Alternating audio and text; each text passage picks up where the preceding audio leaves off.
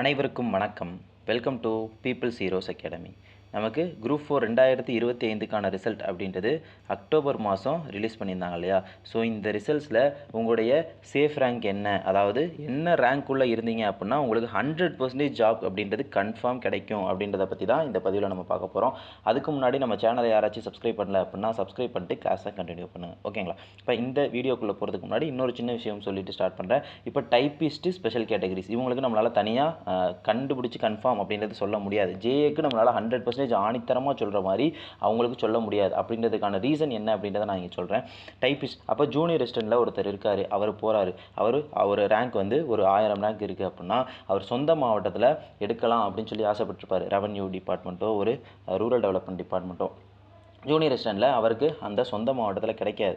ஆனால் டைப்பிஸ்ட்டில் அவர் ஹை ரேங்க்கில் இருக்கிறதுனால அவருக்கு என்ன பண்ண முடியும், ரெவன்யூலையோ அந்த மாதிரி டிஸ்ட்ரிக்ட் சீனியாரிட்டி இருக்கக்கூடிய அந்த போஸ்ட்டில் அவரால் போயிட்டு சொந்த மாவட்டமே எடுக்க முடியும். ஸோ வந்து ஜூனியர் ரெசிடென்ட்டுக்கு போகக்கூடிய நிறைய பேர் நான் வந்து வில்லிங் இல்லை அப்படின்னு சொல்லி கொடுத்துட்டு வந்து டைப்பிஸ்ட்டில் எடுப்பாங்க. அதனால் டைப்பிஸ்ட்டுக்கு நம்மளால் கன்ஃபார்ம் சொல்ல முடியாது. நிறைய பேர் அந்த மாதிரி எடுத்துகிட்டு இருக்காங்க, ஜூனியர் ரெசிடென்ட் வேணாம்னு சொல்லி டைப்பிஸ்ட்டில் எடுக்கிறாங்க, நல்ல ரேங்க்கில் இருக்கக்கூடியவங்க. ஸோ அது நம்மளால் சொல்ல முடியாது. அதே மாதிரி ஸ்பெஷல் கேட்டகரிஸ் அப்படின்னு சொல்லி பார்க்குறப்போ ஒரு கைம்பெண்ணாகவோ ஒரு மாற்றுத்திறனாளி, ஒரு எக்ஸ் மிலிட்ரி, இந்த மாதிரி வரக்கூடிய நமக்கு மாணவர்களுக்கு என்ன நடக்கும் அப்படின்னா நிறைய பேர் ஜென்ரல் கோட்டாவில் எடுப்பாங்க. அப்போ அவங்களில் எத்தனை பேர் ஜென்ரல் கோட்டாவில் போகிறாங்க அப்படின்றதெல்லாம் நம்மளால் கன்ஃபார்ம் சொல்ல முடியாது. நமக்கு நார்மலாக ஒரு பிசி, எம்பிசி, எஸ்சி, எஸ்டி இவங்களாம் நம்ம ஒரு ரேங்க் வச்சு பார்க்கும்போது நமக்கு தெரிஞ்சிடும் இத்தனை பேர் ஜென்ரலில் போவாங்கன்னு சொல்லி.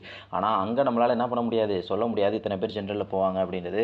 அதனால் நம்மளால் ஸ்பெஷல் கேட்டகரிக்கும் கன்ஃபார்ம் சொல்ல முடியாது. அதே மாதிரி நமக்கு உமன்ஸ் கோட்டா இங்கே பெருசாக வேலையை காட்டுமா அப்படின்னு கேட்டால் குரூப் 4லலாம் பெருசாக உமன்ஸ் கோட்டா அப்படின்றது நமக்கு இங்கே பெருசாக வேலைக்கு ஆகாது. ஏன்னா போத் ஈக்குவலாக தான் நம்ம எக்ஸாம்ஸ் எழுதிக்கிட்டு இருக்கோம். அதே மாதிரி இது வந்து எங்கள் உமன்ஸ் கோட்டா அப்படின்றது ஒரு டிபார்ட்மெண்ட் செலக்ட் பண்ணுறதுல போய் ஒரு சேஞ்சஸ் கொடுக்குமே தவிர மற்றபடி வேக்கன்ட் கன்ஃபார்ம் வேலை கிடைக்குமா, ஒரு பெண்ணால் எனக்கு வேலை இல்லாமல் போயிடுச்சா அப்படின்றதுலாம் ஆகாது. அந்த மாதிரிலாம் யாரும் யோசிக்க வேண்டாம். நிறைய பேர் கமெண்ட்ஸ் போகிறீங்க, அதனால் சொல்கிறேன். ஓகே வீடியோக்குள்ளே போகலாமா? மொத்தமாக ஜூனியர் ரெசிடென்ட் இன்க்ளூடிங் விஏஓ அப்படின்னு சொல்லி பார்க்குறப்ப 2426 இவ்வளோ தானா அப்படின்னு கேட்டிங்கன்னா இதை விட அதிகமாகவே இருக்குது. உங்களுக்கு அந்த அனெக்சர் 7B அப்படின்றது ஒன்று டிஎன்பிசிலேருந்து ரிலீஸ் பண்ணியிருப்பாங்க. அந்த அனெக்சர் 7B எடுத்து பார்த்தீங்க அப்படின்னா உங்களுக்கு தெரியும். இங்கே உங்களுக்கு வேக்கன்சி டிஸ்ட்ரிபியூஷன் அப்படின்றது போட்டிருப்பாங்க இல்லையா? இதில் எடுத்து பார்த்தீங்கன்னா உங்களுக்கு தெரியும் 2426 இந்த வேக்கன்சிஸ் மட்டும்தான் எல்லாருமே எலிஜிபிள் அப்படின்ற ஒரு விஷயம். எல்லாருமே. அப்போது இது தவிர மற்றது இருக்குது இல்லையா, அதுக்கெல்லாம் ஒரு ஸ்பெஷல் கேட்டகரி இருக்கும். இப்போ இந்த டைப்பிஸ்ட்டுக்கு எப்படி டைப்பிங் அப்படின்றது கம்பல்சரி இருக்குமோ அதே போல் வேறு இருக்கக்கூடிய மற்ற ஜூனியர் ரெசிடென்ட் ஒரு ரெக்கார்ட் கிளர்க் வச்சுருக்காங்க, ஒரு எக்ஸிக்யூட்டிவ் செலெக்ஷன் கிரேட் அந்த மாதிரி வச்சுருக்காங்க. இதுக்கெல்லாம் அந்த 2426 வேக்கன்ட் மட்டும் தான் எல்லாருமே எலிஜிபிள். ஸோ இதுக்கு தான் நம்மளால் சொல்ல முடியும் அப்படின்றதுனால இது நம்ம சொல்கிறோம். இதுதான் அந்த வேக்கன்சி டிஸ்ட்ரிபியூஷன் லிஸ்ட்டு. எந்தெந்த மாவட்டத்தில் விஏஓ போஸ்ட் எவ்வளோ இருக்குது, அதில் ஒரு கம்யூனல் கேட்டகரிக்கும் எவ்வளோ இருக்குது அப்படின்ற மாதிரி விஷயங்கள்லாம் இருக்குது. ஸோ இது நீங்கள் எடுத்து நல்லா பார்த்துக்கோங்க. டிபார்ட்மெண்ட் செலக்ட் பண்ணுறப்ப நம்ம அதை பற்றி பார்ப்போம். இங்கே கம்யூனல் ரேங்க் எது சேஃபான ரேங்க் அப்படின்றத பற்றி மட்டும் பேசுகிறதுனால அதை பற்றி மட்டும் பார்ப்போம். இந்த 2426 வேக்கன்ட் மட்டும்தான் எல்லோரும் எடுக்க முடியும். ஸோ அதை வச்சு தான் நம்ம டிஸ்ட்ரிபியூஷன் அப்படின்றது இங்கே போகிறோம். பேலன்ஸ் இதை விட கண்டிப்பாக எக்ஸ்ட்ராவும் போகும். நம்ம சொல்கிறது இது 100% ஜாப் அப்படின்றது கிடைக்கும் அப்படின்றது. இதுக்கு மேலே இருக்கவங்களுக்கு வேலை கிடைக்காது அப்படின்னு கேட்டால் கண்டிப்பாக கிடைக்கும். அதையும் நான் சொல்கிறேன். ஏன்னா நீங்கள் இது இல்லாமல் நம்ம எப்பயுமே வந்து ஒரு 100% அப்படின்றதுனால கொஞ்சம் கம்மியாக தான் போட்டிருக்கோம். இதை விட ஒரு 100 ரேங்க் தள்ளி இருந்தீங்கனாலும் உங்களுக்கு கிடைக்கிறதுக்கான வாய்ப்புகள் அப்படின்றது அதிகம் அப்படின்றதையும் சொல்லிக்கிறோம்.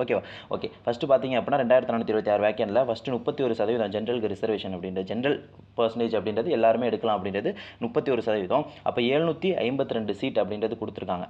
இதில் இப்போ ஜென்ரல் சீட்ஸை பொறுத்த வரைக்கும் யார் வேணால் எடுக்கலாம். டாப் லெவலில் இருக்கக்கூடிய யார் வேணால் என்ன பண்ணலாம், போய் எடுக்கலாம். அப்போ 752 இருந்தால் மட்டும்தான் நான் ஜென்ரலில் எடுக்க முடியுமா அப்படின்னு கேட்டால் இல்லை.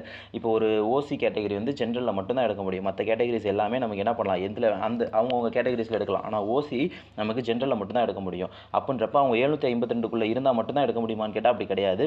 இப்போ நிறைய பேர் என்ன பண்ணுவாங்க அப்படின்னா அவங்க டிபார்ட்மெண்ட்டை செலக்ட் பண்ணுவாங்க. இப்போ நம்ம சொல்கிறோம் இல்லையா, இப்போ இந்த பிடிஎஃப் காட்டணும் இல்லையா, இப்போ ஒருத்தவங்களுக்கு இங்கே பார்த்துப்போமே, இங்கே நமக்கு ஜென்ரல் வேக்கன்ட் முடிஞ்சு போச்சு அப்படின்னு வச்சுப்போம். இங்கே அவருக்கு இந்த இடத்துல இது ஜென்ரல் வேக்கன்ட் முடிஞ்சிருச்சு அப்படின்னா இந்த இடத்துல அவருக்கு ஜென்ரல் வேக்கன்ட் முடிஞ்சிருச்சு. ஆனால் அவருக்கு விழுப்புரம் தான் வேணும் அப்படின்றப்ப புரியுதுங்களா நான் சொல்கிறது? விழுப்புரம் விஏஓ தான் எடுக்கணும்னு சொல்லி ஒருத்தர் ஆசைப்படுறாரு.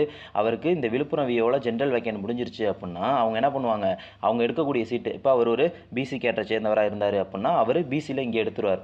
ஸோ அவர் வேறு மாவட்டத்தில் போய் ஜென்ரல் எடுக்க மாட்டார்.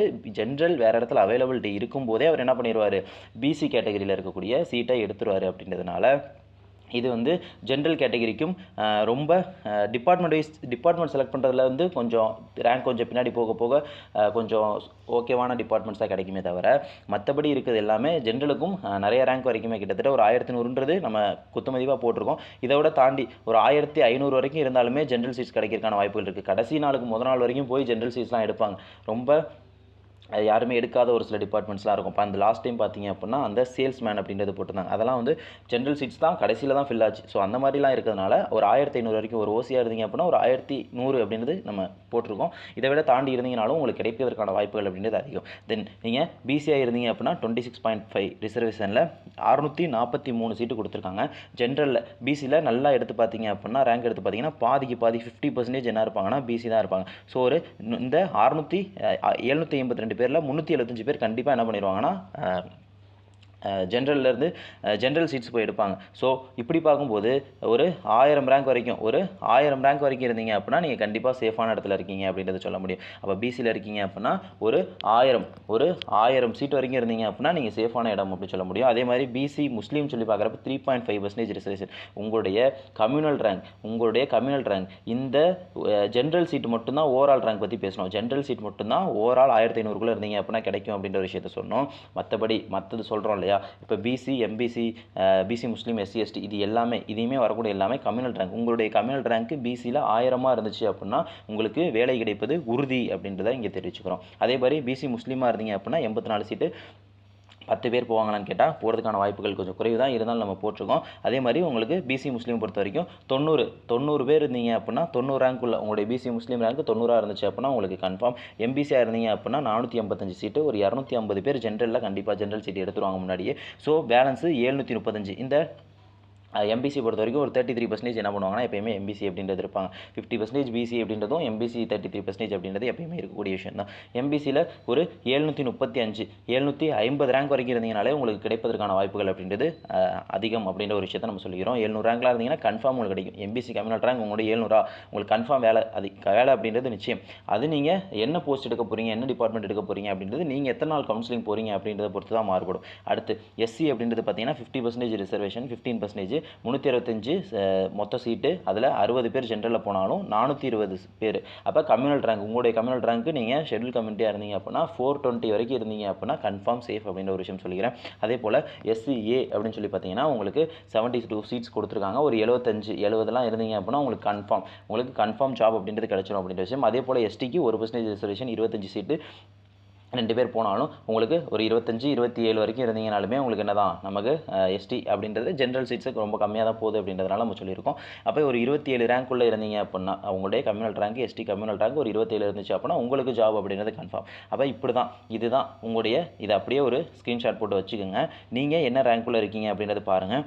ஜென்ரல் மட்டும் ஒரு 1500, ஜென்ரல் மட்டும் ஓவராலில் ஓசி மட்டும் ஓவராலில் ஒரு 1500 இருந்தீங்க அப்படின்னா ஜாப் அப்படின்றது கன்ஃபார்ம்.